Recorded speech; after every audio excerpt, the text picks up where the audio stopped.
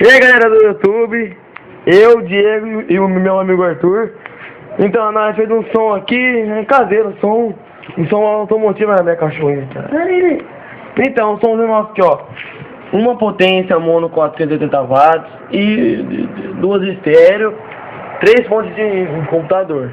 Aqui é um 2 de 10, um da Pioneer e outro da Pioneer. Um somzinho só pra gritar mesmo. Agora eu vou mostrar pra vocês eles.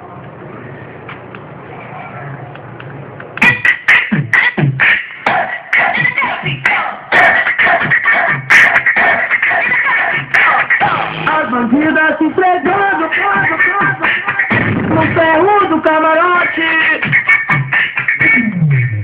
Ela diz que pode, quem não pode, que só pode. As bandidas se esfregando no ferro do camarote. Ela diz que pode, quem não pode, que só pode. Olha as bandidas se esfregando no ferro do camarote.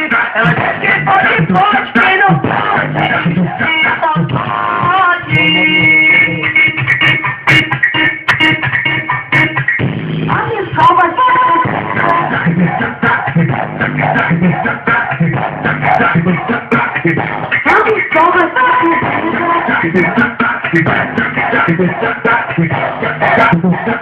Eu sou bandido da empresa que dá mal.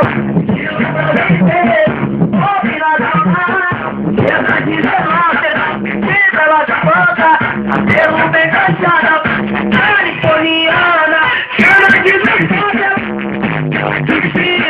Mas ela adora essa chamada de bandida.